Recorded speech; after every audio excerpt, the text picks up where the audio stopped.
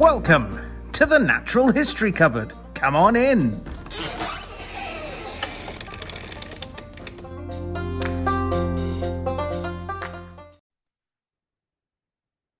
And welcome back to the Natural History Cupboard podcast, the place where the weird and wonderful parts of the natural world come together. I'm your host, Gareth, and with me, as always, is my co-host, Aaron. Aaron, say hi. Hello there. Hello.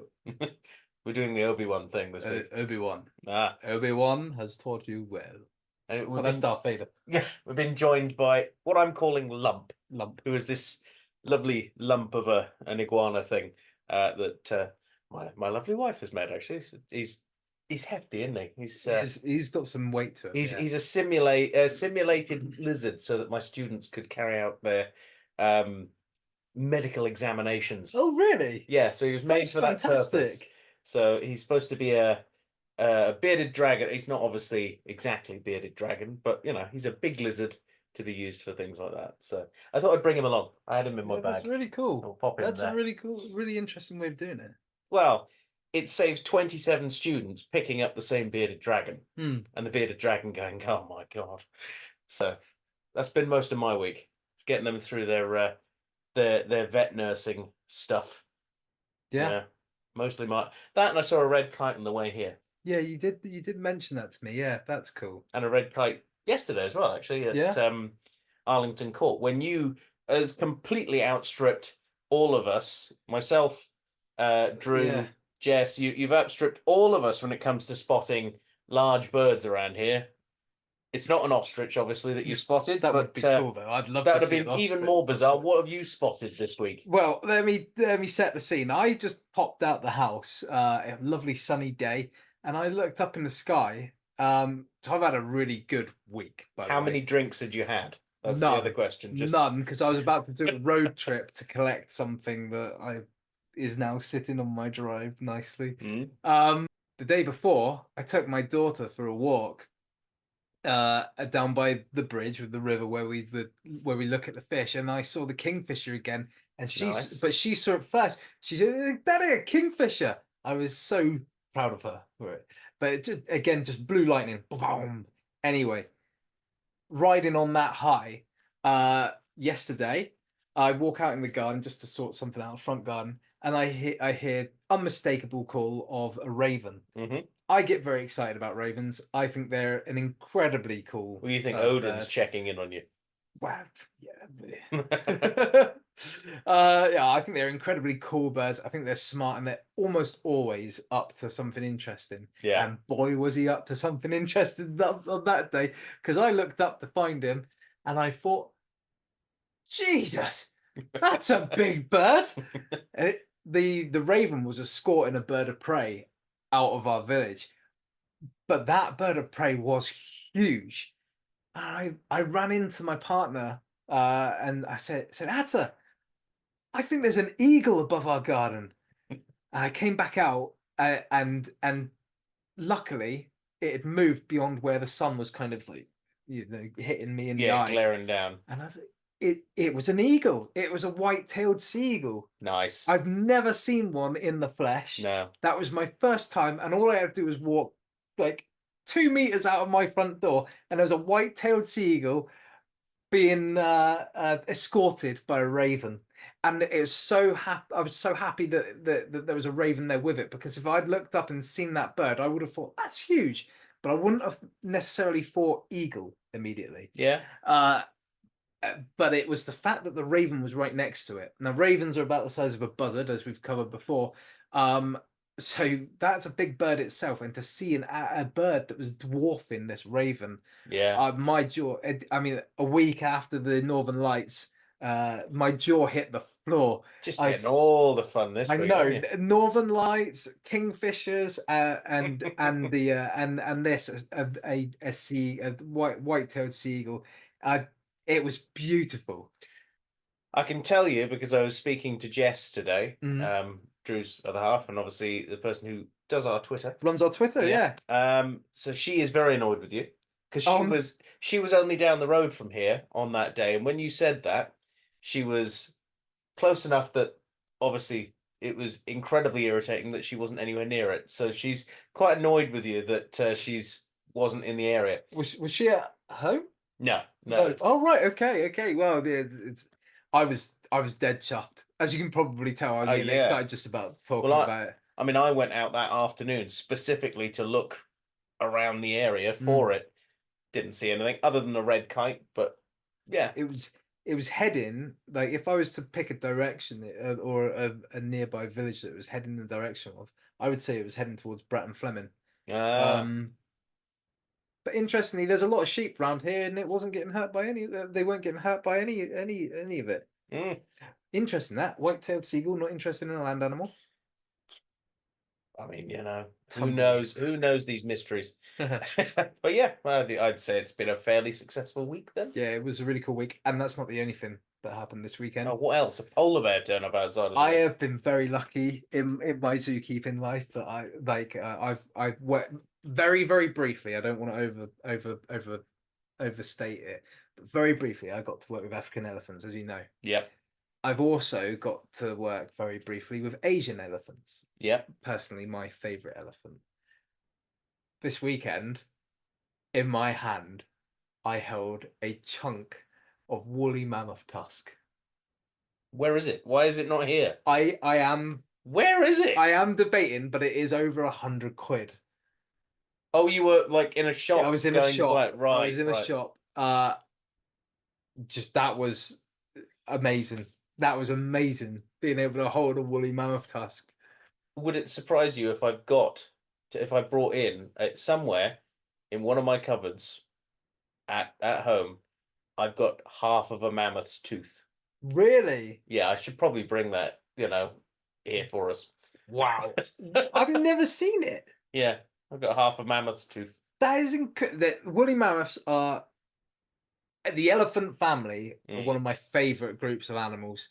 But Asian elephants and woolly mammoths, I don't know what it is about them specifically, because you got mastodons, Paleoloxodon, African savanna, African forest. There are so many Yomias.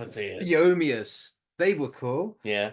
There are so many elephants that are awesome, but for me, there is nothing that beats a woolly mammoth and an Asian elephant. I just think they're just incredible. I do like an Asian elephant. They're quite nice. They are incredible animals, and to be able to, I can now say that I've worked with 2 of the 3 extant animals, and I've held the tusk of the mammoth. Well, I will try and bring to us for the next episode as soon as it'll have to be dug out of the cupboard, but somewhere in my house, amongst other things, because I did go looking this week to try and bring in a very large pike skull that I have.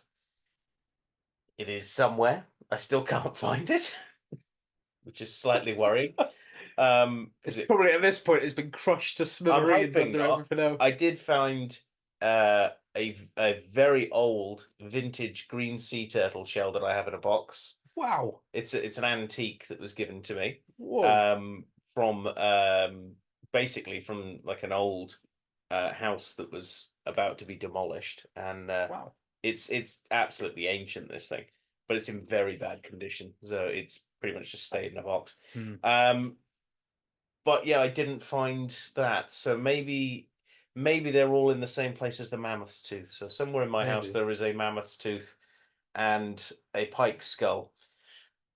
I've got some weird things in my house. Combination to have together in it, but I suppose we've got some oddities around. Well, if I find them, I'll bring them in and we'll put them in the cupboard of curiosities. The cube of curiosity. And if I ever get a bonus, I don't know if workplaces give bonuses anymore, but if ever I did, I'm going back to that shop to get the mammoth tusk. Yeah, that's just I remember picking that up and just like a little kid, just amazing. Oh.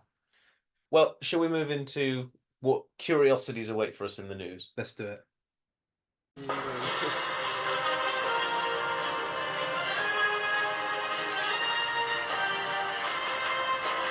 It's the news!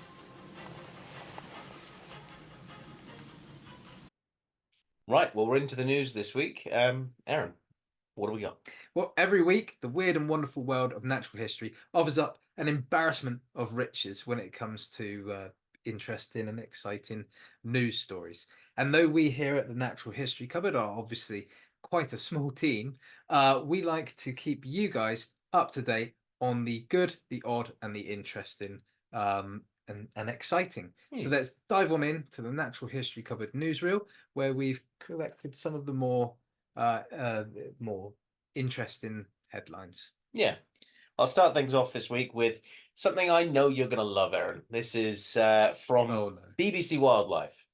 And I've had this sent to me by one of our listeners, Scott Puddingscombe, a friend as well. Thank you very much. Because he knew you were going to love this. He knew you were going to love this. Is that his words, or are you just trying to blame him? A bit of both. Bit of both.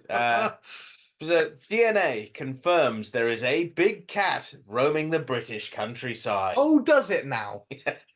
Oh, does it now? So, could this be conclusive evidence that proves that big cats are roaming the countryside? Could it indeed? Essentially, the DNA of a Panthera genus cat, probably, as it states, a leopard, has been identified from a swab taken from a dead sheep in the Lake District. Now, this has been carried out, this DNA analysis has been carried out by the University of Warwick, run by Professor Robin Allaby in his laboratory. And essentially, what he's told the BBC Wildlife is it's very hard to lift DNA swabs from carcasses, but there is no doubt in this case, it makes me convert to the existence of non-native cats in the UK. Until now, I've remained open-minded, but I think that's my job as a scientist, which, yes, that is your job as a scientist to remain open-minded. He has previously identified a bit of claw that was sent to him from someone who wished to remain anonymous. As they always do. From the north of England. Funny that. As it also belonged to the Panthera genus, this particular claw. In this most recent case that he's been investigating, a sheep carcass was discovered by a Cumbrian resident, Sharon Larkin Snowden, in an undisclosed location. Now, she told Rick Minster from the Big Cat Conservationist podcast, who I think we've certainly mentioned before, I believe. Yeah, I extended an invite to him to come on his show once as well. Across the so basically, they came across this dead sheep one morning last year in October. The carcass was fresh and hadn't been disturbed, and whatever had been feeding on it, and they took basically a swab off that. Her testimony says that she saw something feeding on the carcass, and when it was disturbed, it then ran towards a stone wall before disappearing over it. I assumed at first it was a sheepdog, but I had my doubt taken away and realized that it was a black cat, she said. It was big, about the size of a German shepherd. So, Aaron, rebuttal? Well, first of all, I feel like what was the name of the gentleman from the Warwickshire University? He said because he's a scientist, he keeps an open mind. Yeah, Professor Robin Allaby. Yeah, I feel like that was a shot at me, directly at me. Because when it comes to big cats, I keep an open mind about pretty much everything science-wise, because that's what you should do. Yep. Apart from big cats in the UK. I feel that is just a stretch too far. Now, my problem with this is I actually didn't know that she'd seen something. Well, that was quite a surprise as well, because I looked down at that and then thought, oh, okay, that's obviously she's tying the two bits together. Yeah, now, this is the difficulty, because in my mind, I read the article. I must have not either forgotten or missed that detail about her finding, seeing this animal running away. But my instant reaction upon reading the article and reading other articles that were related to it was actually related to. Do you remember in Java they found tiger fur the other day? I covered that. Yeah. In one of these articles.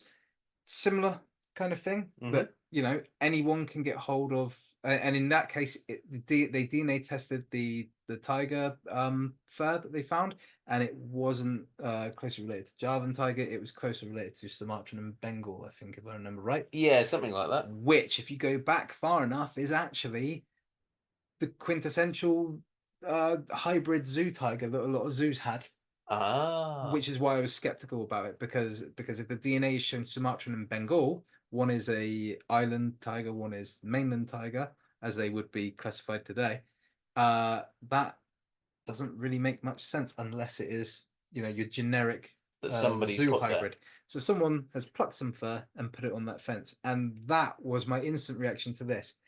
I will admit that hearing that she saw the animal, and then that the killed livestock has then been swabbed and this DNA has come back, that gives me a little bit of intrigue.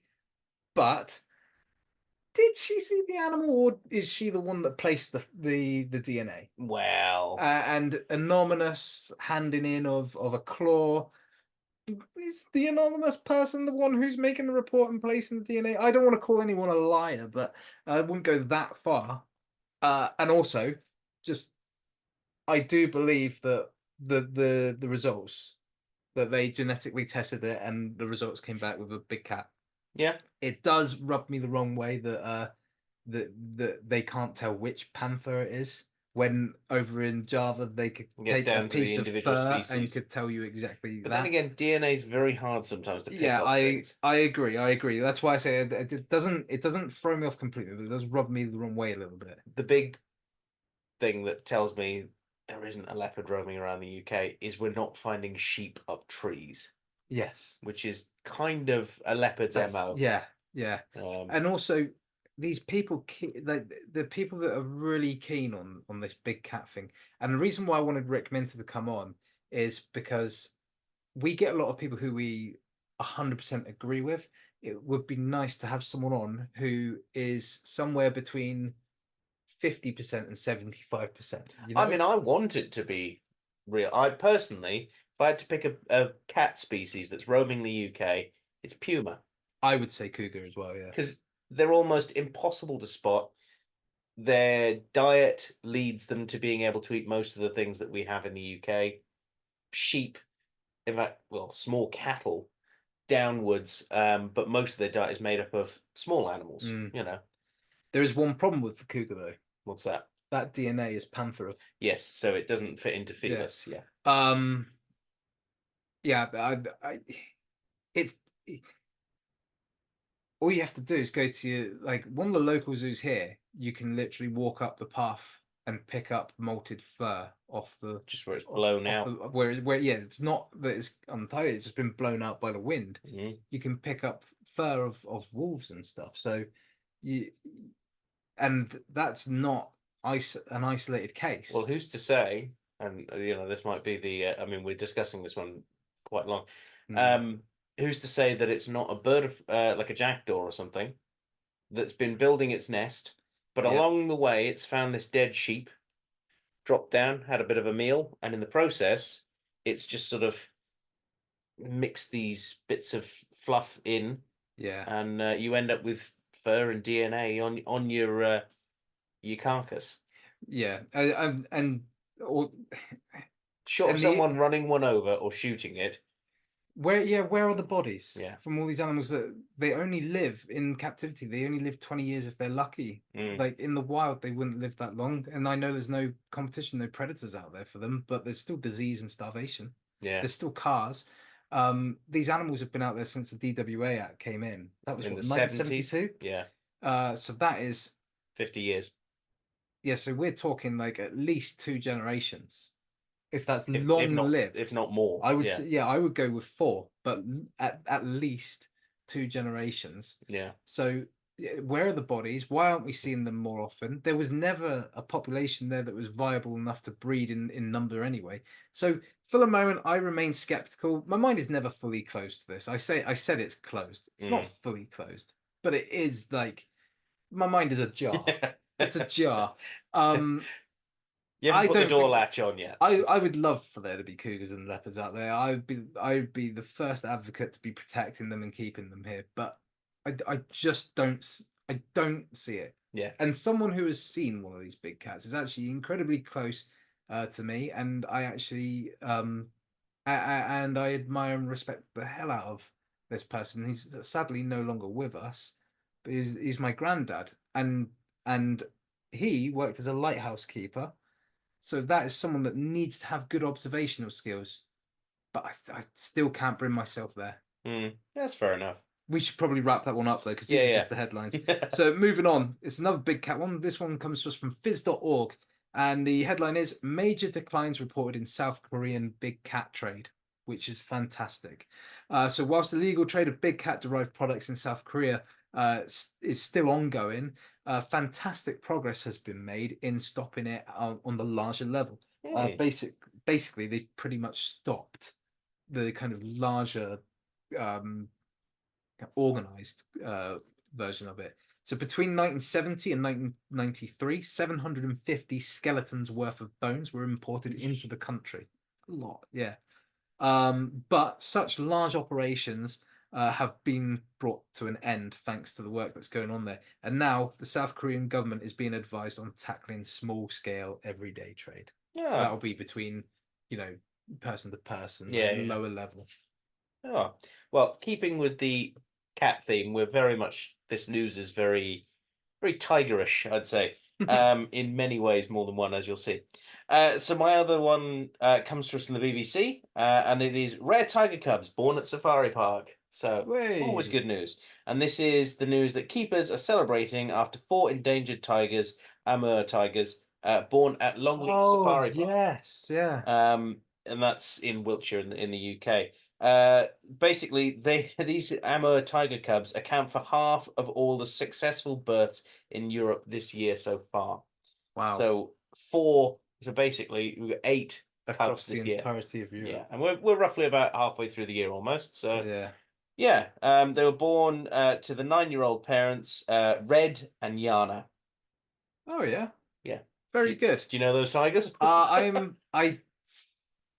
mean, how many tigers are probably named the same names? I don't know Red, but there's a chance I know Yana.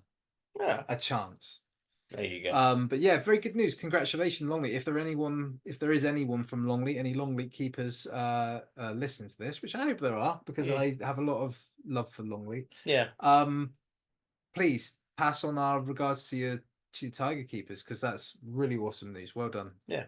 So the next one comes to us from Sci News, and that is warm-bloodedness in theropod and ornithischian dinosaurs evolved by early Jurassic. So a study looking into how dinosaurs adapted to long-term climate change during the Mesozoic era, which is the expanse of time covering the Triassic, Jurassic, and Cretaceous periods, has found that endothermy, so the ability to regulate one's own body temperature, may have evolved in some species about 180 million years ago during the Jurassic, which is earlier than previously thought. That's pretty cool. Yeah, it is. So this is also from the BBC News. This is not a big cat or a dinosaur. Fair enough. But it is just as cool. This is a rescued badger found trying to follow people home. Right. So a badger has been found trying to follow people home from a churchyard in Bath. Oh yeah. And the cub named Martha. So DC reference. I was Come on, do it. Martha. Why do you say that name? That's what they were clearly saying to the badger.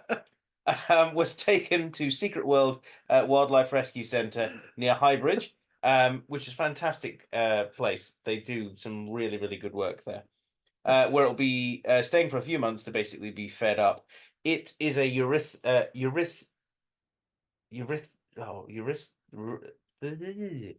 the badger cub is eurythstic. I can't pronounce the word. Basically, it has a slightly reddish color to its fur. Not leucistic, Heuristic. That's something like that. Yeah. I'm not familiar with that morph.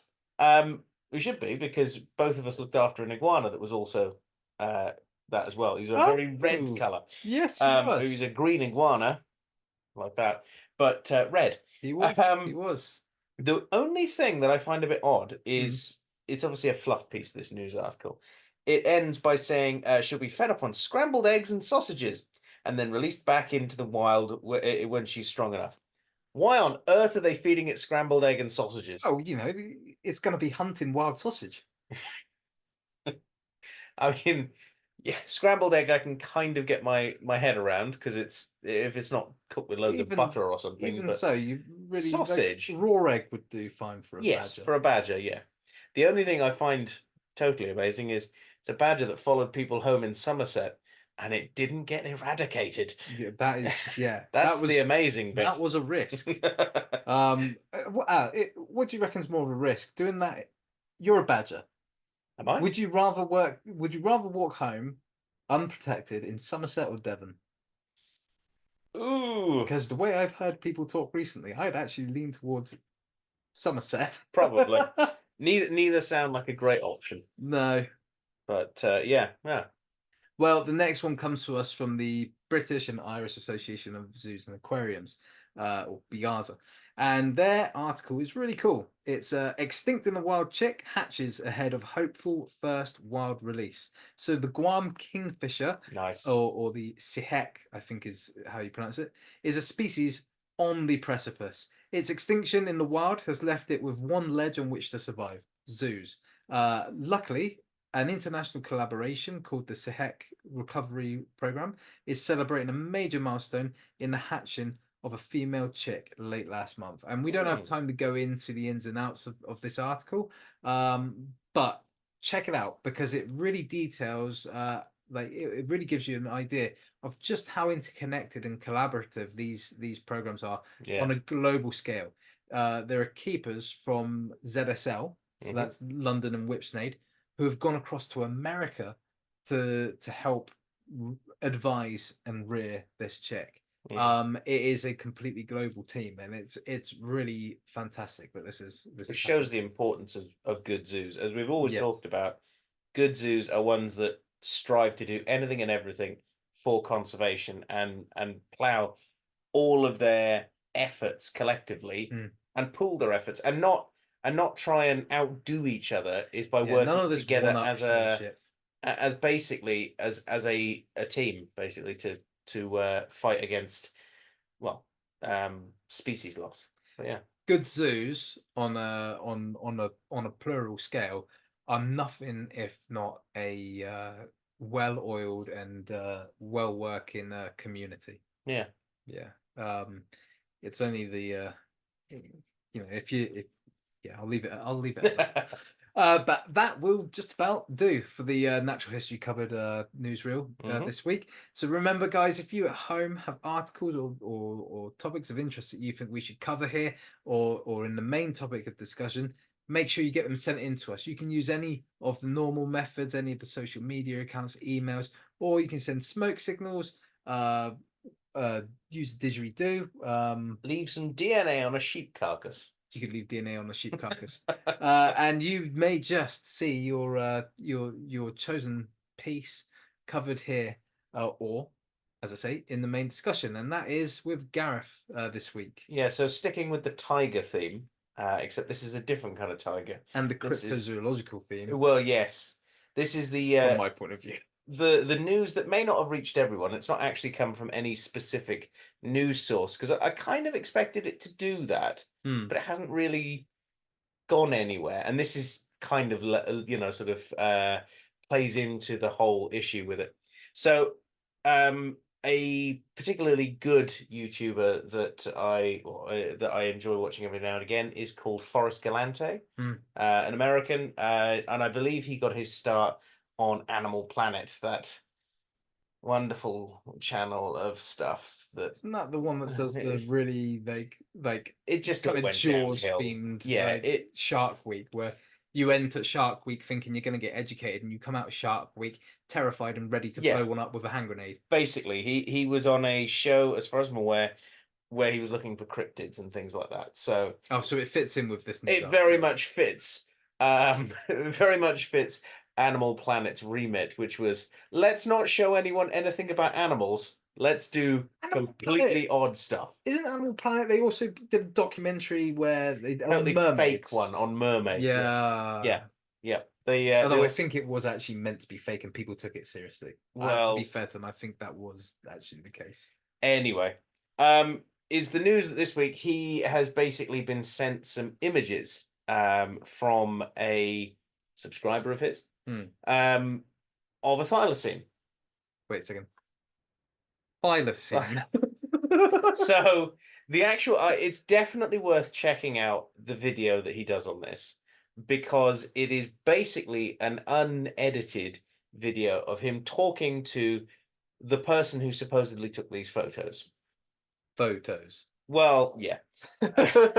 So he basically does a Zoom call with this guy, who is an American of all things. I suppose they are allowed to travel to Australia.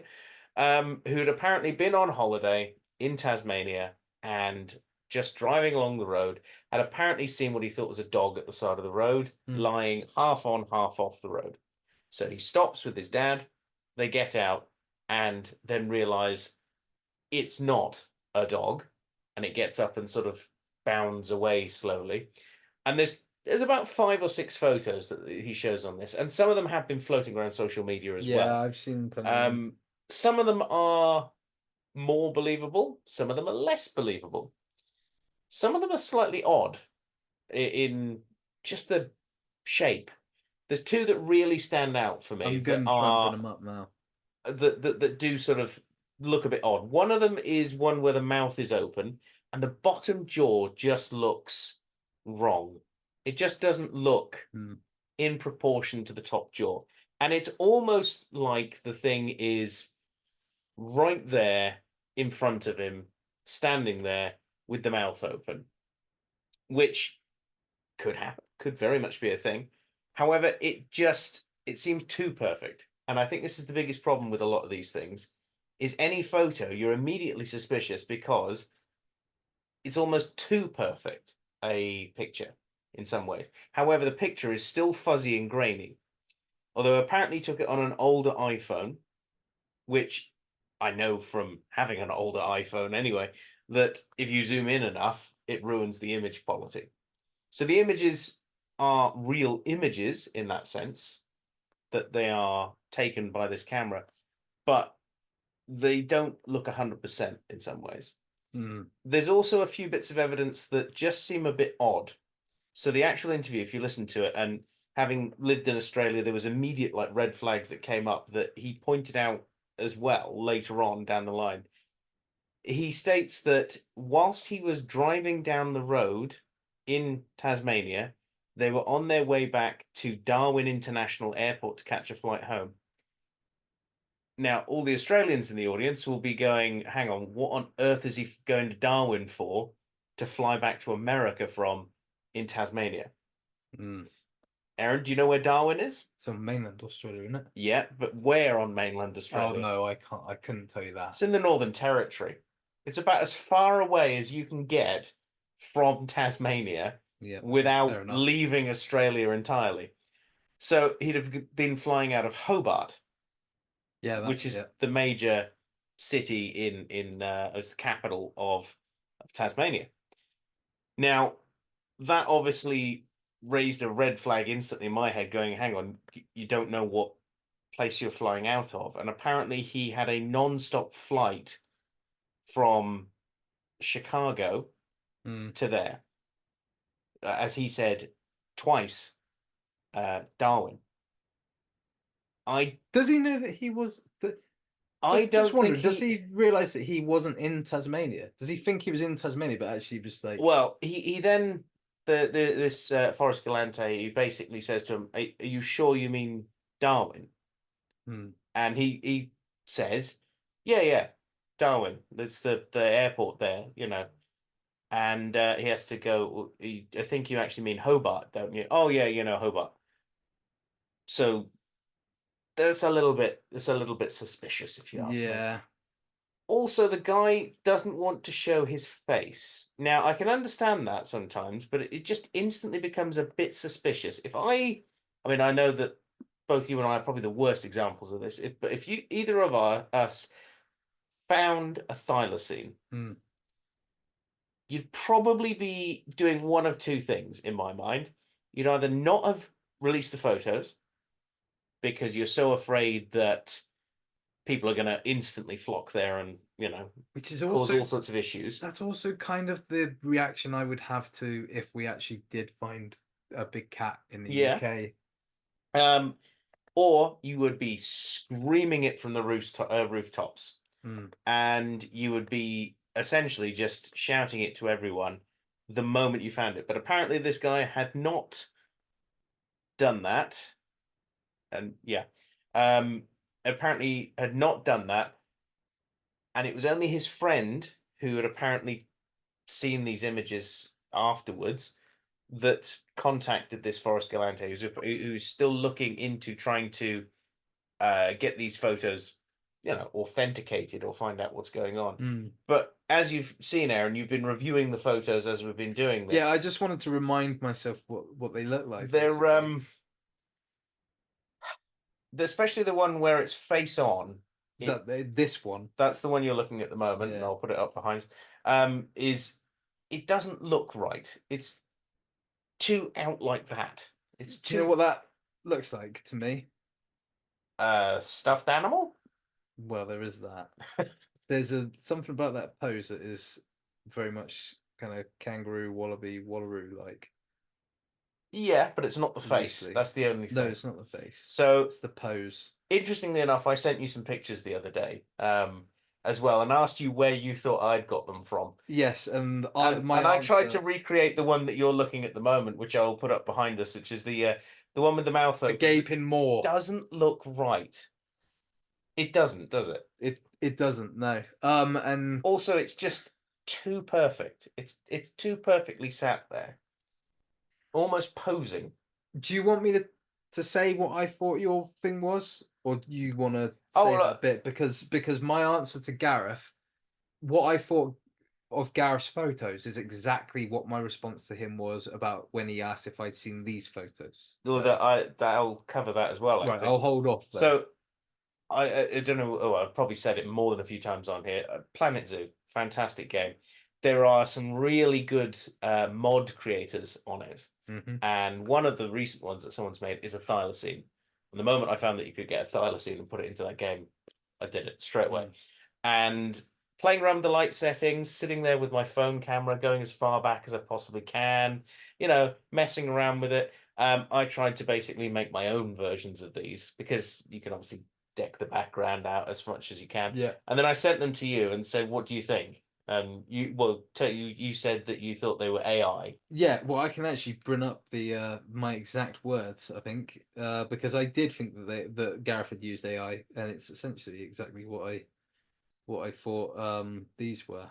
Well, interestingly enough, I said AI is getting crazy. Yeah, that's actually what they discussed a bit on this video as well, is whether they were AI ones, but apparently every time this Forest Galante has tried to sort of make and manufacture ones using AI, they don't turn out as good as these. And yet, I don't believe that, because you used a video game. There is AI out there that is far more powerful. If you made a decent model of it, yes, I think that's. And I'm sorry, but you basically did what this guy's done, but instead of using AI, you did a video game. True. I'm not saying that he definitely did use a video game, an AI, but to me it looks like AI. There is something. The thing with AI is there is something very uncanny valley about AI. Even the best AI, you can tell that there's something not quite real about it. Yeah. And this is screaming it to me. And I thought that the reason why I've gone and distracted myself having a look at this while you're talking, Gareth, is because I thought maybe my reaction then when I first saw them might have been tainted by the fact that I don't think they're there. So maybe a little bit of time and maybe a little, whilst listening to you talk about it and looking at it, I would it would temper my reaction. Yeah. But it doesn't.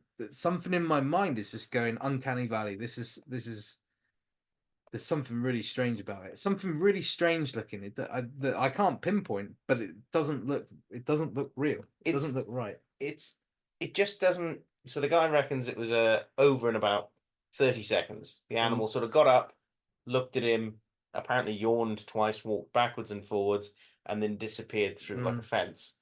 I don't know. I have a feeling that if it's an animal that is lying out on a road for a start, Is it very well if it's I don't know lying out on a road? But there's also part of me that'd be like, I'd actually be trying to wrestle the thing into the car. This is the prove it. insane part of me. I'll be like, I'm going to get bitten to pieces here, but at least then I can go look at the bite pattern. It's it's the want to believe. I want to believe it. I want to believe this is real, and I want to believe that this guy was just a bit odd, in wanting to keep anonymity because he didn't want all the publicity that might come with it. Yeah, especially when you got like, because we're analyzing this, and we're nobodies really at the moment. But even like you are a bit warmer to this than I am. I'm being very shut downy about it. Oh no, I imagine if I was him, I wouldn't want to be like, I wouldn't want to hear what I'm saying about him. That's, I think, what he was probably saying is he doesn't want all the hate that might come with it. But I don't. Well, the only reason I would dislike someone is if they were actively faking it. If it is AI. If it was done purely to get publicity and then faking it. But he doesn't seem to be doing that, so I don't know whether it's some sort of joke that has gone a little bit awry and gone a bit too far. And, these photos have then come out because this friend of his might have been taking it really seriously. Or whether it is just, I don't know, just a bit of an experiment. There's a couple things that I will say though, and that is that I buy into this more than I do the big cat story. That says something, doesn't it? Yeah, I do buy into this a little bit more. And also the uncanny valley thing. This has only just occurred to me. The uncanny valley thing might be because I'm looking at. Let's assume that they're real. Yeah. I'm looking at a photo of an animal that is extinct, and that my brain has cemented in there that this is not alive. I wonder if that's to do with the oddness. And also looking at this would be very easy to do on probably the easiest part to replicate on AI with regards to this is the eye shine. But there's something about the eye shine that is actually the bit that I believe that would make me believe it. I mean, it's the one thing I couldn't replicate on that game because it was just a model. It doesn't have you're on a game, but on AI you'd be able to do it. But at the same time, you've also got to think someone that's really, this is not like a holiday thing that passing opportunistic, let's prank the whole of Australia, or maybe even the world. That would not be the level of detail you get. That's the other thing, is it doesn't seem to have come out in the media as such. It's just gone to this Forest Galante. So that makes me think that there isn't so much of a publicity angle for this. Maybe not, no. So I don't know. But it's a bit like, Bigfoot sightings, big cat sightings, all these different things. There can sometimes be ulterior motives. It can also be just for a multitude of other reasons. But we shall see. If it turns out that these are, in fact, pictures of a thylacine, well, I mean, book us tickets to New Zealand? Yeah, why not? Let's go to the New Zealand instead. Book us tickets to Tasmania because we're going to go and start looking for them ourselves, I think. I tell you what, Gareth. Okay. I tell you what. This is right. So how safe you feel we are. I am skeptical about this, but not as skeptical about the big cat thing, right? Yeah. I hate onions. Hate onions. Which I think is just wrong. If this turns out to be real, right, I will buy you a Pepsi Max because you like Pepsi Max, okay? A celebratory Pepsi Max. What's that got to do with it? If the big cat one in the UK turns out to be real, I will bite into a raw onion. That is how safe I feel about the big cat one being false, and how open I am to this one. Even though I think it's AI, there's something very, like I say, not to overdo the term, but there's something very uncanny valley about this. Yeah. But I mean, I was ajar with the big cats. I am open with the door's slightly open with this one. The door is open, yeah. Enough that a thylacine can get in? Enough that a thylacine can get in. Oh. Yeah. Oh well. Shall we mark the time and date? And shall we move on into our creature feature for this week? Now that I've said that, I'm really hoping the big cat ones, folks. Print it, cut it. We'll take it. It's the creature feature. Right, well, we're into this week's creature feature. Aaron, what are we looking at? One of my one of the dinosaurs that I'm really quite like, actually, and it's one that I've wanted to cover on the podcast for an incredibly long time, since we first started. Not a T-Rex, because you've done T-Rex. Not a T-Rex, as you can see. Done a T-Rex. It's up in the Teemill store if you want one. Plug. Yeah, but it is a relative, and I can't wait for this, because this might be when I finally do get a new T-shirt, because I mean it's 4 weeks now in doing this live, and you've had a different T-shirt almost every No, time. I've only had two. I've only got two. Two. I thought you had three. I happen to have the Weta in 2 colors. Ah, that explains it. I've only got T-Rex, so this would definitely be one of the next ones I get. I think this or Linheraptor, Yutyrannus or Linheraptor. But Yutyrannus is just an incredibly cool species from prehistory. Really cool, and also the fossil I think is a really important one for several reasons that we're going to cover. And I hope that by the end of this creature feature, our listeners will be as interested in Yutyrannus as I am. What do you feel about Yutyrannus? Is that one you're keen on, or not particularly? I don't hold any grudges against it, but it's a fine dinosaur. It's not really one I've ever focused on. No, I really like Yutyrannus. I think the Tyrannosaurids and the Tyrannosauroids, they're just a really cool group of animals. Yeah. But this one in particular is a nice one. Now, the genus Yutyrannus belongs to a subgroup within the Tyrannosauroid clade called the Proceratosaurids. Proceratosaurids. There we go, got it. The species within this subgroup of Tyrannosauroid genera are distinguished from others by several features. So, first of all, as Gareth will now point out, the noticeable sagittal crest that is formed. That's right, yeah. Yeah. That's formed. This is not a Yutyrannus, by the way. That would be cool if it was a Yutyrannus. I wanted a T-Rex, but we had Gareth's Allosaurus cardboard cutout lying around, and I decided to make a wooden version. An upgrade. For the sake of this, as you saw last week. But yeah, this sagittal crest in Yutyrannus is formed by the positioning of the nasal cavity and the nasal chamber, basically, in relation to the premaxillar bones. Now, if I can just flick over, this is, you're not going to see this, but it's so that I can help myself out here. Because I keep confusing some of these words.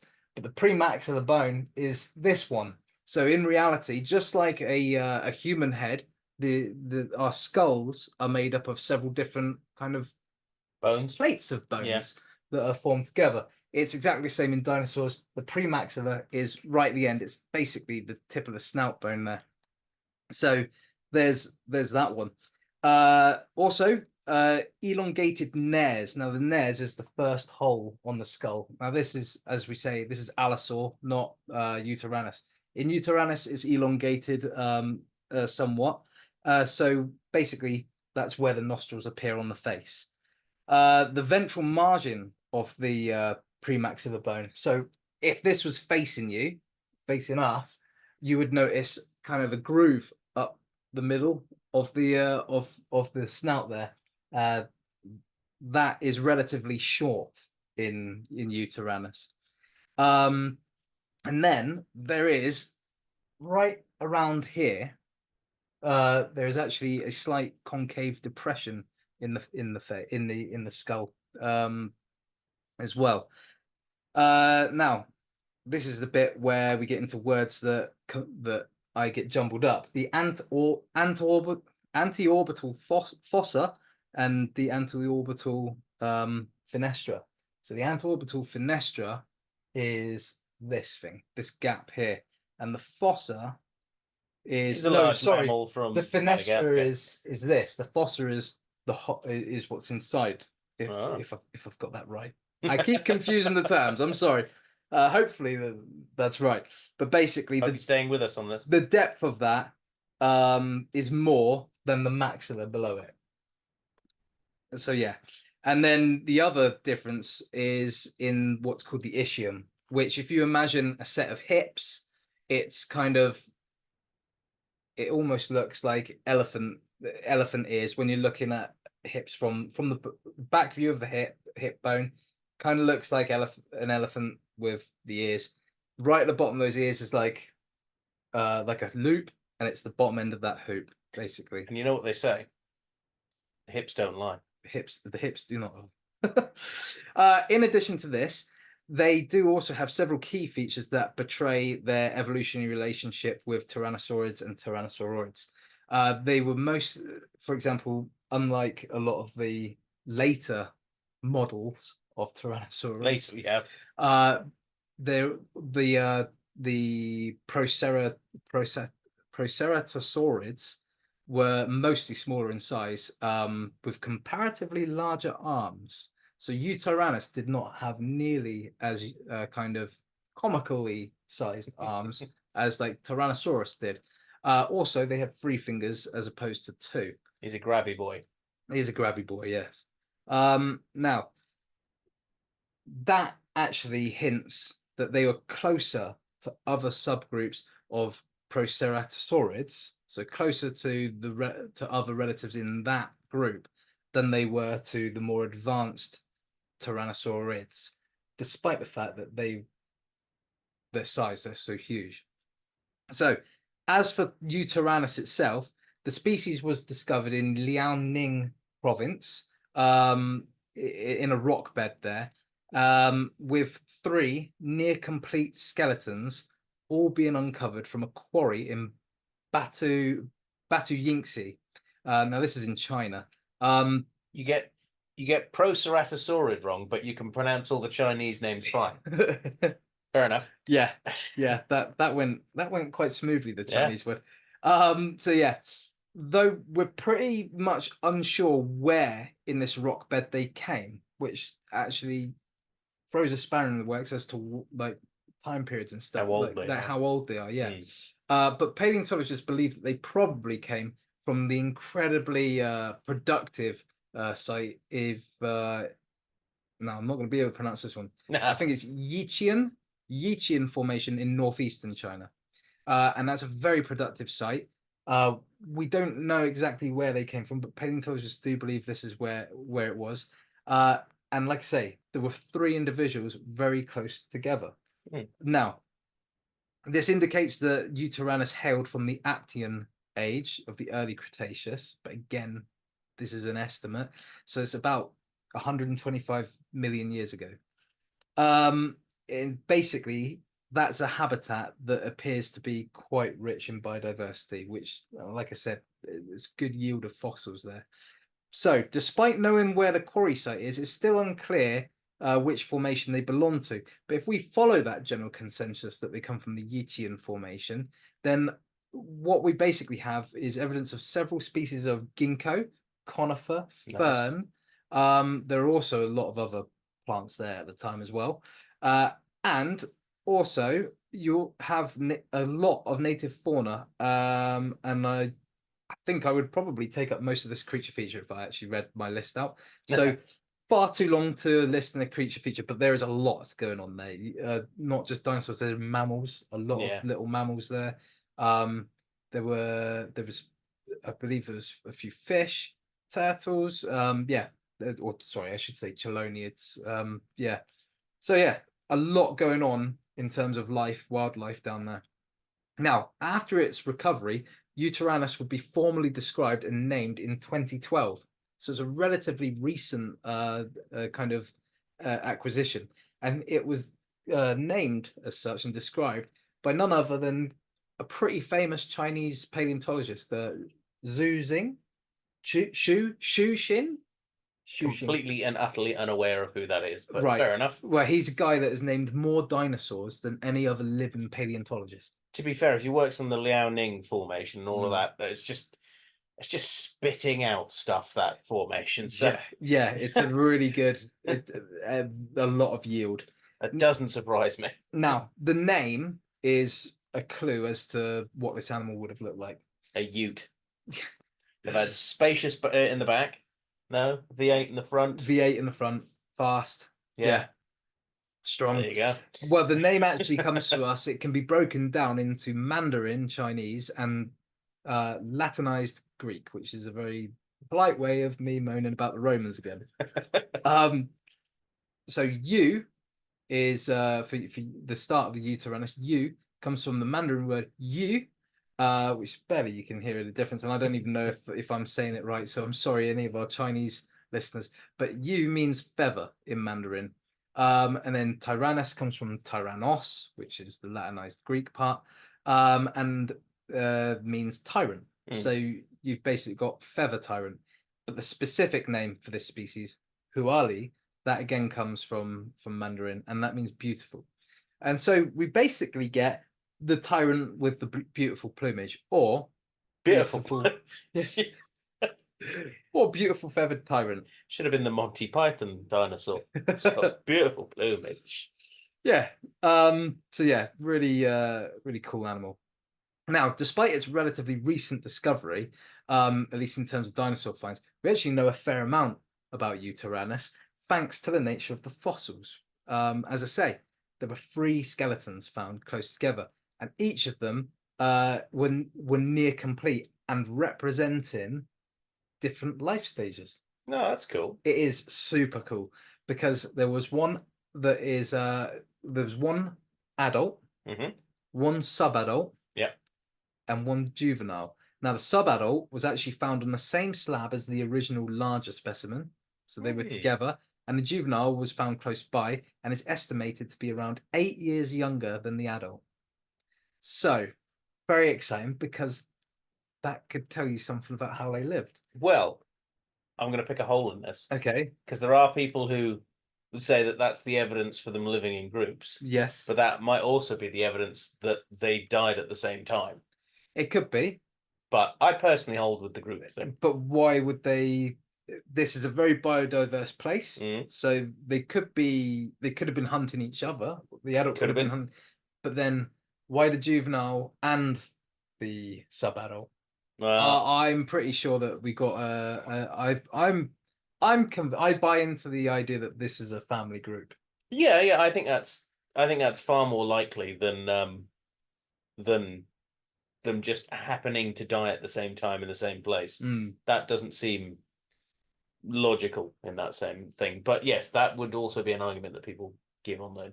Yeah, I guess the other one is that maybe like the sub-adult had died pretty fresh.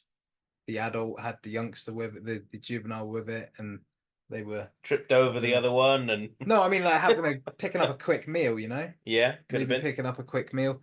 But no, I think it's family. Anyway, for ease of transport, these specimens were cut down to about the size of a doormat, the average doormat, so they could be carried out piece by piece by 2 people at a time.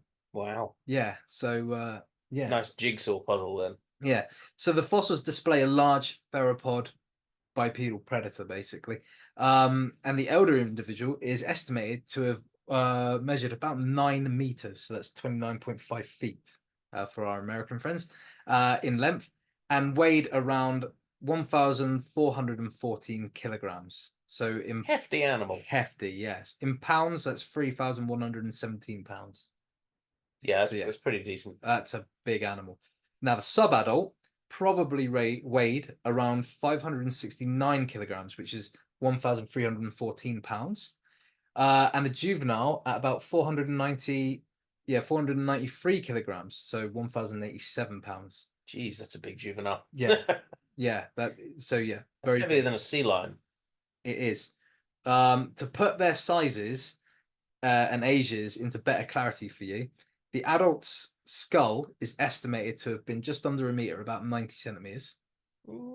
So, I mean, bigger than this. Yeah. The subadult was about 80 centimeters. Okay. Yeah, and the juveniles was about 63 centimeters. About this. So just about. Yeah. So yeah. Now it shared many of the traits characteristic of its Proceratosaurid. I said it right. You got it there. Proceratosaurid. Yeah. It shared many of that family's characteristic traits, but it also could be identified by a few unique things because Yutyrannus was pretty unique. So on that crest that's on the snout, on the high midline crest of the snout, that is particularly high. And on the skull, there's a secondary process that is evident on the post-orbital bone. So this is the orbital bone. This is where the eye sits. There would be a sclerotic ring there. I have been wanting to add that in ever since you put that there. I've been looking at it every time I've edited, and gone, I need to put a sclerotic ring in there. There's two things missing actually. There's a sclerotic ring which I'd like to put in, and then there's the little hole. Yeah. But yeah, the muscles go. The post-orbital bone is around here, and it, unlike on Allosaurus here, it actually points up into this corner, points across into this corner of the eye socket, I should say. And then the hole in the lower jaw, which is missing, which is called the mandibular sinestra. No, sorry, Sinestra's a DC villain. Sinestro. Sinestro's the villain. Yeah. Sinestra. Finestra, right. The mandibular finestra, which is missing on this. It has its open primarily on the cerangular bone, which is actually a bone that comes about there. Yeah. So yeah, but probably most interesting of all this is that Yutyrannus was, as the full binomial name suggests, feathered and quite densely feathered. Now, why is that interesting? Because we've spoken about feathered dinosaurs before. We've covered Yutyrannus, Microraptor. No, sorry, we're doing Linheraptor, Velociraptor, Microraptor, Ambopteryx that had a downy kind of featherage. Sparrows, red kite, any other bird that we've done. Yeah. What do you think makes it interesting that Yutyrannus has feathers? Well, I know the answer to this. Oh, do you? Yeah. Well, I think I do. Go on. Okay, so this is the only tyrannosaur relative that has feathers. Higher tyrannosaur. It mentions about. We know that T-Rex at the moment, and I say at the moment, as far as we know right now, all the evidence suggests that it doesn't have feathers. Although I personally believe that juvenile T-Rexes probably had feathers and then got rid of them at a certain size because the sort of need for them diminishes as they got bigger. But am I on the right track? So they do say that most of the other tyrannosaurids don't have evidence of it, but that's not actually why. The reason why it's genuinely interesting is because Yutyrannus is the largest carnivorous dinosaur that has preserved evidence of plumage, and all 3 specimens present this evidence. Beautiful plumage. But what's really interesting of that bit is that it's actually in different areas. So the evidence comes to us from the imprints on the rock that was surrounding the fossilized bones, but unfortunately, due to low preservation quality, we can't tell whether the feather filaments were wide or narrow, whether they were simple or compound. But we can tell that they were long, about 20 centimeters long in places. That's more like hair, basically. It's a decent coat, yeah. Now, fortunately, like I said, the 3 individuals, between the 3 of them, researchers can give us a pretty good idea of the coverage. So the adult had feathers present around, basically surrounding its neck like a mane. Sorry, I tell a lie. The adult had feathers present around the pelvis and the foot. Pelvis and the feet. That's a very odd mane. Yeah. It was the juvenile. The juvenile has feathers around its neck and on its upper arms. The subadult, the one in between, he shows feather. It shows feathering covering the tail at an angle of 30 degrees to the actual tail and pointing backwards. So, and these are just patches of what they found on those individuals. Yeah. They're probably more all over the rest of them. It's very likely when you look at the different areas on the different individuals, it's quite likely that it was fully feathered or close to. Oh, that was someone's just gone and shaved huge chunks out of their what they have. Yeah. Now the current line of thought is from paleontologists is that feathers probably served. These feathers, in this case, probably served as a tool for thermoregulation, so keeping the body warm. This area of north of China, it would have been a pretty cold place, I believe, hitting about 10 degrees Celsius sometimes. So yeah, it would have essentially kept it warm during colder times. But another hypothesis considers that the feathers were actually for display, because and that actually these feathers were actually just restricted strictly to where they were found. Yeah. Now this isn't out of the realm of possibility, because that high line mid crest that we spoke about before, on either side of that is a wavy crest. A wavy crest? A wavy crest. And we do seem to have a strong evidence for that being a display thing. I'm picturing a chicken's wattle now. Yeah. Or its comb. So big chickenosaurus. A big comb. That will eat you. So definitely that was almost definitely a display feature. Yeah. And so it kind of backs up the fact that the feathers might be a display feature too, although I lean towards they can have both. Thermoregulation. Birds do dual purpose all the time with their feathers. It's funny, isn't it? Like, it doesn't have to be one or the other. It is funny that when we're talking about dinosaurs, it has to be one or the other, doesn't it?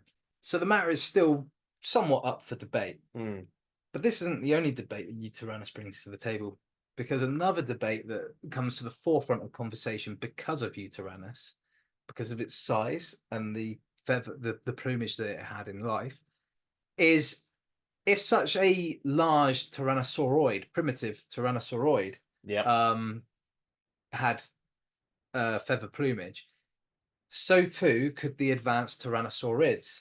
Yeah.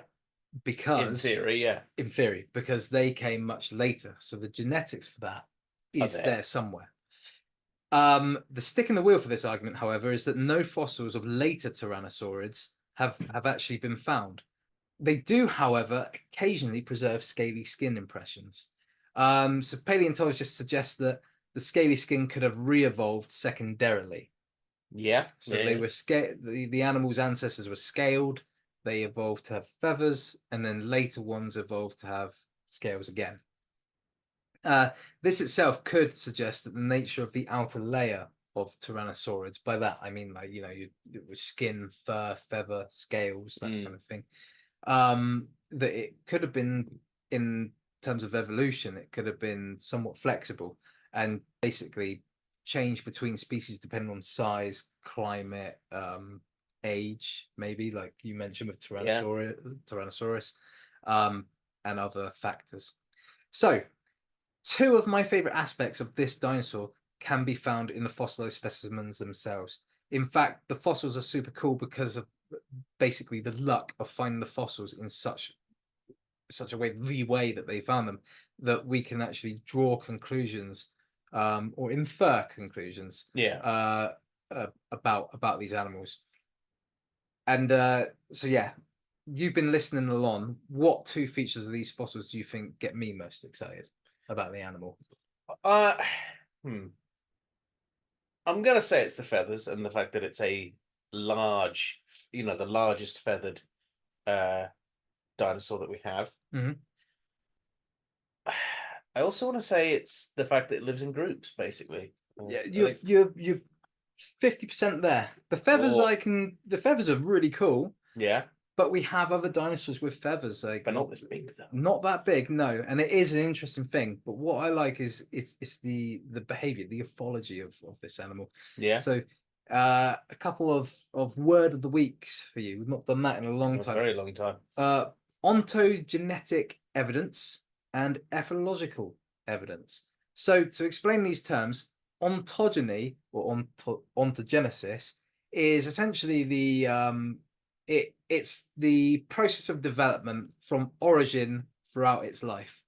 With the Yutyrannus, you have 3 specimens, all in close proximity, and each one represents a different life stage: juvenile, subadult, and adult.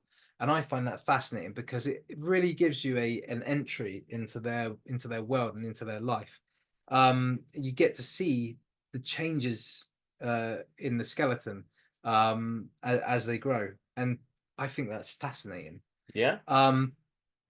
So in the case of Yutyrannus, it seems that as they aged, their feet and all four limbs and their ilia, they all became smaller relative to the body size as it grew, whilst their head grew bigger and more thick with muscle.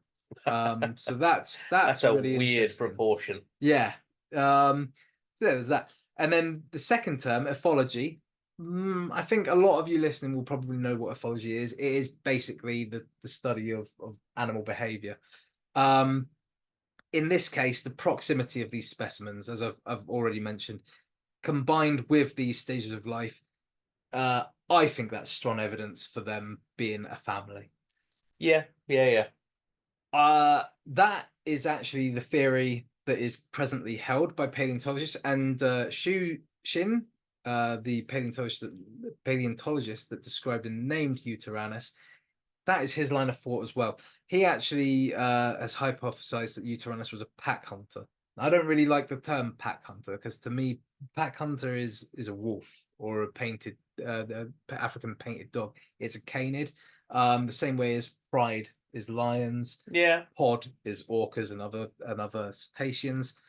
To me, they mean specific things, and I know I'm just arguing semantics because it's a name. It's a name, yeah. Artificial construct. A pack of wolves is just a family of wolves. It's nothing. There's no alpha male thing. There's no nonsense. It's not special. It's just a family, a nuclear family. So it can perfectly reasonably be used for Yutyrannus if that is the case. I just don't really like the term. Like, I wouldn't like it if you called it a pod of Yutyrannus either. That'd be weird. Yeah, I'm just being argumentative for the sake of it, really. I think you could call it a flock. A flock would do, yeah. I also like, although this makes me a bit of a hypocrite, I like tigers are called an ambush, and I would like something similar, not the same, but something similar to that would be good. But yeah, semantics aside, I do agree with Xu Xing. I believe that is the that is probably the right line of thinking, that they were a family, a pack hunter. Yeah. Also, it's worth noting that this is actually supported by fossils outside of Yutyrannus, because where they were found in that quarry where we think they were found, there's also a lot of evidence of sauropods. And it's very likely that these animals were hunting sauropods when they died. If not, as Xu Xing hypothesizes, they may have been killed in the act. Sauropods fallen over and squashed them. Yeah, well, or maybe being killed by in defense. Right. Yeah. So yeah, that's pretty much the end of this creature feature. But I will finish on that if they were hunting the sauropods that they died in close proximity to, they are only the second other predator in that entire region that would be a sauropod hunter. What's the other one? Can't remember. Fair enough. But they are a really cool animal. And it's, do you know what? I don't know if you played Ark after this, but they were released into I knew Ark. you were going to bring Ark into it.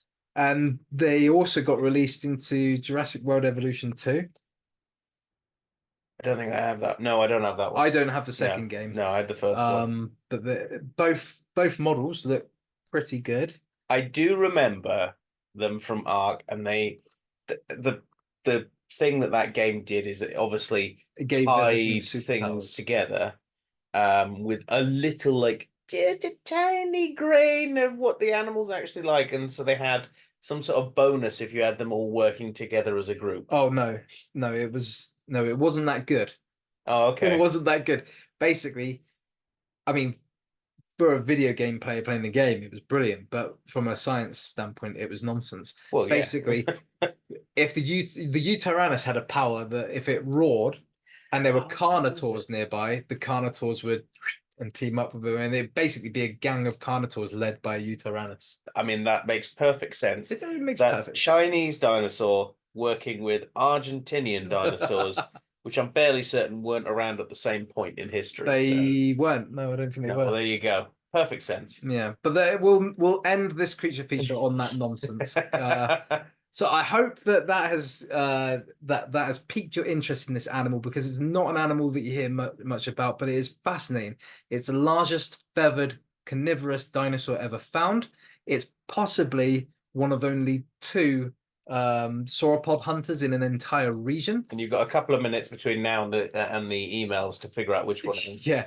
And also, it was probably a family animal, and we know what they look like at different life stages. So if you did manage to get through all the anatomy struggle that we got through that at the beginning of this creature feature, thank you and well done. I'm gonna have to put a whole load of labels up this week.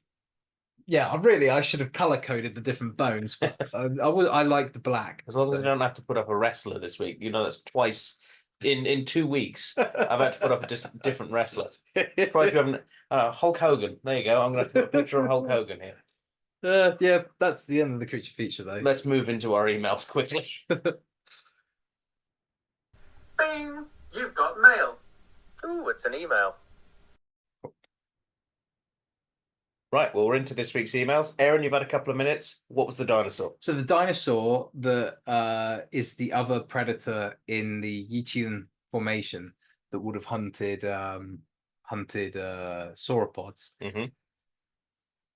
It's actually an unknown or unidentified theropod specimen. It's known only from a single tooth that was lodged in the rib bone of Dongbei Titan, yeah, which is a sauropod from that region. But yeah, so you have Yutyrannus and this unknown large theropod. Mystery toothy dinosaur. Yeah. Cool. Okay. Well, we'll kick things off from that. As to our question from last week, which was, what is the most amazing natural phenomenon that you've ever witnessed? And this is obviously due to the fact that last week we had that solar storm, although I have heard tell that it might be happening again soon. There's another sunspot. It's actually just continued. Oh, has it just kept on going? Yeah, it's kept going, but it went away from where we are in the southwest of the UK. But there's people in the United States that I know that are still managing to see it, and now it might be viewable back down here again. I can't remember when it is. It's going to get boring after a while. I don't think I'll ever get boring. No, it won't. No. Okay, so what we've got is from Nick to Nick. He's going to come up with some amazing wildlife again. I know he is. Some mates and myself were exploring the coastline one night during a very strong bioluminescence event, which is not that uncommon here. However, on this night, we saw a local fur seal swim past. The seal's movement excited the bioluminescence, leaving behind a very bright sci-fi looking trail, like some sort of scene out of Avatar. It was one of the most amazing things I've ever witnessed. I was going to say that sounds like Life of Pi. Have you seen that film? It's a very weird film, but yeah. Yeah. So the next one comes to us from Kelsey Watts, and he said, I watched Aaron throw a sharpened spear-like stick in the air to help a friend stuck in a tree. The stick came back down at some speed and stuck straight into Aaron's head. Gravity was the natural phenomenon that day. So, what have we learned today? Don't throw sharpened sticks in the air. How far did it get stuck into your head? I don't remember it being particularly no wonder sharp. It got stuck into your head. Well, no, it wasn't meant as a spear. Our friend was stuck up a tree, so I basically I got a stick about like that long. I tied some rope to it. I thought it was a brilliant idea. Tied some rope to it, and then intervals down the rope, tied these knots into it so that they could climb back down. And then I'll big coil of rope on the floor, threw it up, right? And I didn't realize I was stood on the rope.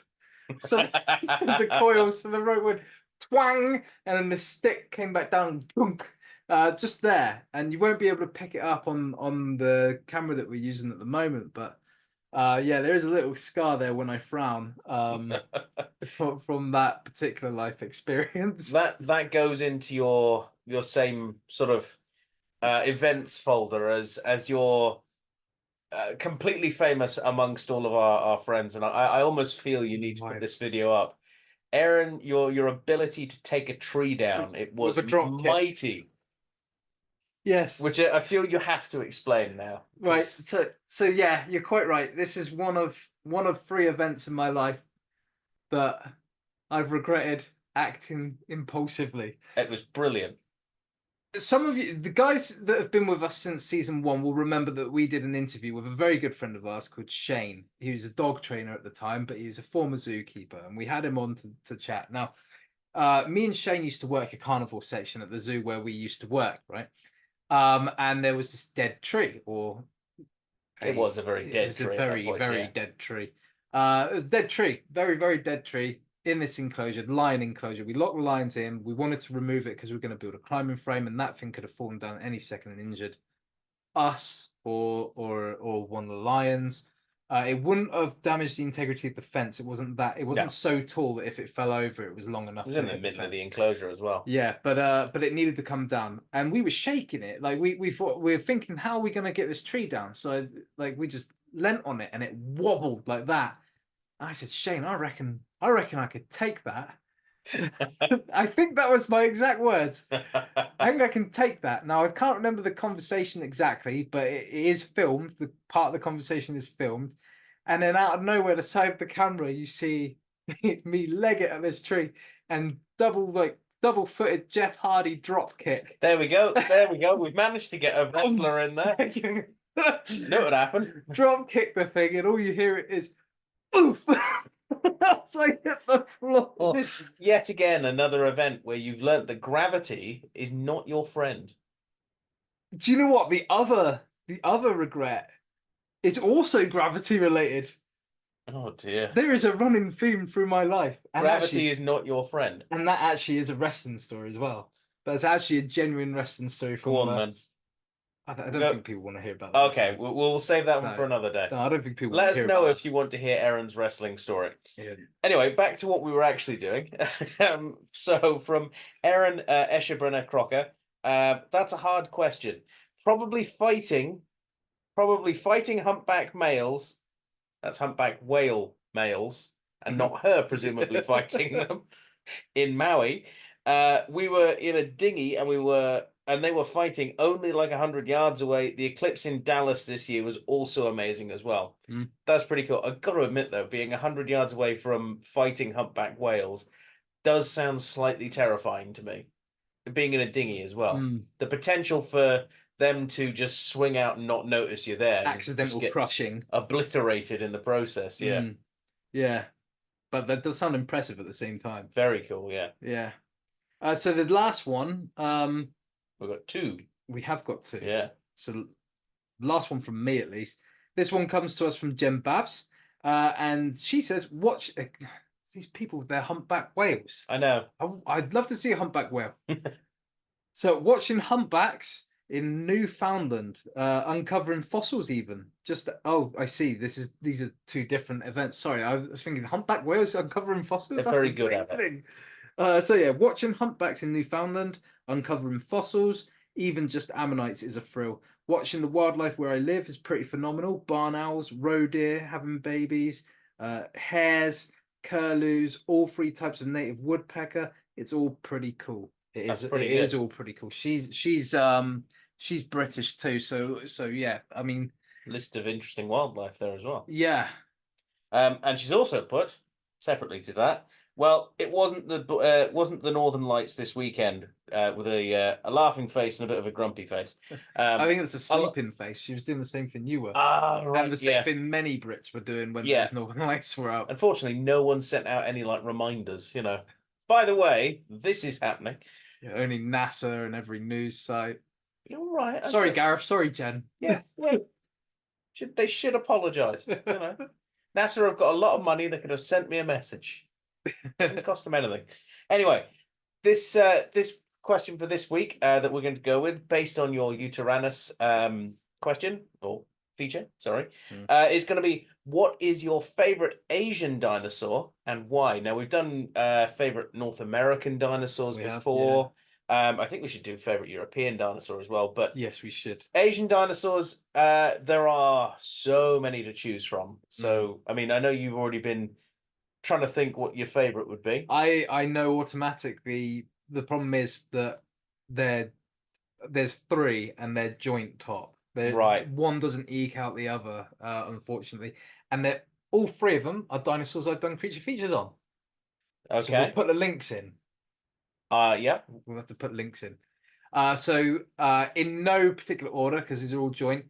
May as well do Yutyrannus first, because that's this episode. Yutyrannus huali, fantastic animal. I absolutely love this animal. I think it's so cool. Just the feathers on a large carnivore, the family possibility of it being a family animal and being able to see it in 3 different life stages, amazing. The other one, probably predictably, Linheraptor exquisitus, another feathered dinosaur, Velociraptor, one I covered, was it last year or the year before? I think last year, yeah. Fantastic animal. And Creative Beast Studios did a fantastic paleo representation in their model line. Fantastic. And then the other one, which again I think will probably be pretty predictable, Ambopteryx longibrachium. Basically the sparrow-sized wyvern. That was our second ever episode as well. It was our second ever episode. Can you hear me in that one? I did the creature feature, but I don't know if you can hear me. We may have to do like a redo of that one, I think. Yeah, especially when we know a bit more about that animal. But those 3 species, if you don't know anything about Yutyrannus huali, Linheraptor exquisitus, or Ambopteryx longibrachium, look up those 3 dinosaurs right away because they are fantastic. Interestingly enough, on our YouTube channel, it is actually on there. What? It is just the audio. Ambopteryx? Yes, it was one of our very first playing around with YouTube things. So I have it on there. Our very first episode and our very second episode are both on there, but they are just the audio. So we can link you to that one. All on our YouTube page. We can link you to the audio version of Linheraptor. Yeah. Because I think Linheraptor is a good one. Yeah. I'm going to go with... So yeah, it's between Dinocyrus and Velociraptor and Therizinosaurus for me. Those 2 very odd herbivores and a very famous theropod. I'm going to go with Dinocyrus because for the longest time it was just a set of arms, and now it's this weird camel duck thing. Yes. That's huge and could quite easily have taken down, large theropod dinosaurs just because it didn't like them. But for the longest time, everyone thought it was this super predatory creature with these massive grabbing hands. Yeah. When in fact, it's just a big duck. That's why I love it. It's just the derpiest looking thing, but it's brilliant. I am a little bit surprised. I'm not surprised that would be high up on your list. I genuinely thought that Velociraptor would just about beat them out. Velociraptor's gone down a bit in my it's because it's too popular. That's why, I think. I like Velociraptor, and it was a dinosaur that, 13-year-old Gareth absolutely adored, but and even 9-year-old Gareth absolutely adored, seeing Jurassic Park for the first time. But Dinocyrus, I think, takes it that a little bit further. Okay. Yeah. I'm more matured now. I'm gonna have, more refined dinosaur tastes. I will say that I still want us to get a t-shirt with the raptors that we've done on it. Yeah, we should do. The raptors on it. Yeah. Well, if you want to let us know what your favorite one is, you can do so by looking on our Facebook page, where that question will be going up. You can also get in contact with us in a variety of other ways. You can do so by sending us an email. We haven't got any emails this week, have we? Not this week. No, that's fine. And that's at thenathistorykcupboard@gmail.com. But you can also follow us on Twitter, YouTube now, TikTok, Instagram. Basically, we're everywhere. We're slowly taking over the world. But one place you can find us on as well and join in a bit more is on Patreon. And Aaron's going to tell us all about our fantastic Patreons. Yeah, so every week we like to give you guys a shout out for the extra helping hand that you give us by subscribing financially to support us. And we are so grateful for that. So thank you very much. And those thanks in particular go to Connie P, Chelsea McKee, Jen Greenhall, Fogtober, Nick to Nick, and Justin Knife. Hmm. Thank you guys so much for your continued support. It's really gonna help us out. Yeah, it means the world, and it helps make us do more. But well, money isn't everything, and you can help us out in other ways as well. The obvious way is by listening, or by watching, or by whatever way you are interacting with us, whether that's on social media, or by liking, subscribing, giving us a review, or recommending us to someone that you know. We should insist this week that people go out and recommend us to, I think, people walking their dogs. Yeah. Because if you're walking your dog, you may want to be listening to something, and this might be a perfect thing to just put on in some headphones and go, oh, I've got a good thing that you could listen to. I think that could work, David. I think so. I think that's a good one. Or if you're walking your cat, or if you're walking your ferret. In fact, the other week, we was sat in a cafe that was dog friendly, and a bloke pulled out his ferret. And No way. yeah, he had a lovely big ferret on his shoulder. I was down Bude 2 weeks ago, and someone was walking their tortoise. There you go. See, if you're walking your tortoise and you're going to be needing something extra long to listen to for the tortoise, and we've got many videos that people, or many episodes that people can check out and listen to whilst you're walking your tortoise. Mm. So yeah, well, that pretty much brings us to the end of this week's episode. So big thank you, Eric. It's been a pleasure to bring Yutyrannus to York. I think it's a good one. It is a fantastic. I'm sorry that it was a bit of a struggle getting through the anatomy parts of the skull because it does confuse me, but it's a really cool animal. Next week's lecture, but I feel you should have had one of those little pointer things. I should, yeah, or a laser pointer. Yeah. Missed out on that. Yeah, but I'd end up playing with it like it's the Death Star thing on the camera. And a big thank you to you at home. And we will see you next time here in the Natural History Cupboard. Bye. Bye. One does not simply eat a Dongbei Titan without losing a tooth.